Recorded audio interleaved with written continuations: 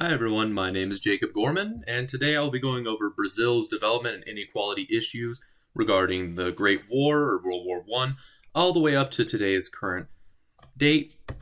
We start off with the historical background. So after emerging as a prosperous and powerful nation from the Great War, Brazil had two things that it earned a lot of money off of, and those two things were coffee and rubber. The problem with this, however, is that Southeast Asia would then cut the price by 95% by growing it more efficiently for rubber, and then political and economic mismanagement in 1929 led to a price drop of coffee. So as you can imagine there, the problem with the state at the time was that distrust in the political and military backgrounds would start to band together and actually go against the coffee growing states of Brazil, and they would use that overthrow of the Brazilian Republic in the Revolution of 1930.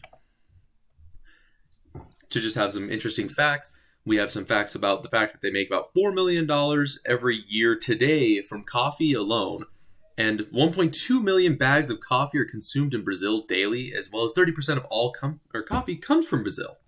Just thought those were some pretty interesting facts. Getulio Vargas and modernization starting from about 1930 forward. So he was born April 19th, 1882, and died on August 24th, 1954, by his own hand. Led a 24-year regime after that 1930 revolution, and that helped modernize Brazil socially and economically, even though he ruled as a dictator with no power to control him.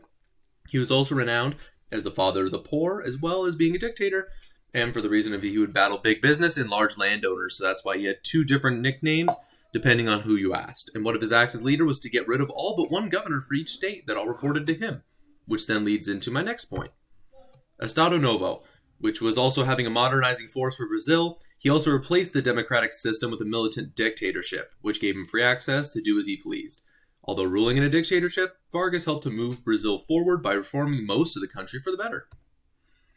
Modernity and its stresses, building off of Vargas's development and new democratic system. So at the end of his rule, the state did not like it, and they tried to move back to an originally democratic system, having the military take it over from 1954 to 1964. So it keeps up progression here. It tries to improve on transportation, harbors, and local industry. But after Vargas's removal, Juscelino Kubitschek, his protege, took over to promise in 5 years what it took Vargas in 50. So he would take over as president.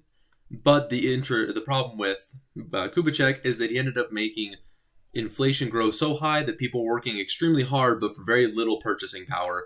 And after losing this power for re-election, because there was a rule against being re-elected, the country would then change to a militaristic government due to another leader who did a poor job running the country, and then the military felt it was necessary for them to take over. But this came as a surprise to the citizens, since power had always been returned to them in all prior cases of restructure. Then moving on to military rule, a brutal 21-year-long violation of human rights.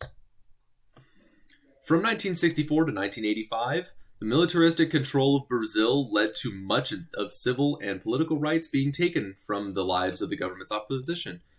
So with this oppression, a 7-year economic boom actually occurred, which promoted goods, and also with these goods, many people just felt it was okay to overlook what the government was doing due to the fact that the country was doing so well. People had jobs, there's a lot of money being created, and people were doing relatively well.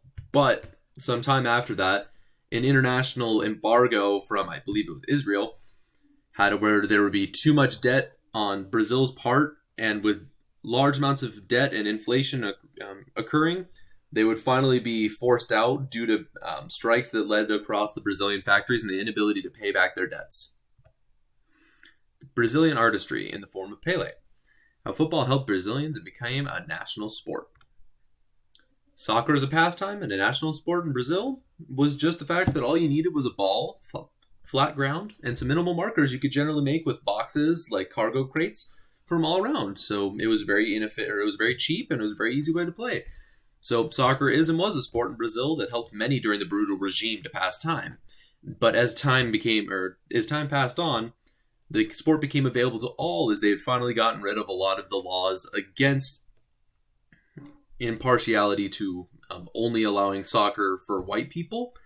And then in the end, it would become one of the most famous countries in the world for their soccer team. With such fame, Brazil would have its soccer players almost rival Hollywood actors. Edson Arantes do Nascimento, or Pele. Brazil's most famous soccer player to this day is known as Pele. His ability to play and maneuver the ball was unmatched, as well as his sunny disposition and ability to make his teammates also look amazing when he would pass the ball and allow them to score as well. Some interesting facts about him were the fact that when he was a Brazilian national soccer team player, he was also regarded as the best paid, most famous athlete in the world, or one of them. And then he was also leading Brazil to win 3 national championships, and in his 3-year championship total, he would gain over 12 goals in 14 games. Then we would return to democracy once more. Final militaristic rule had no more power. So losing that issue, the regime would finally be turned over into a people's rule again in 1985. Although free from the fear of military control, the new government proved no better than its predecessors and led to even higher inflation.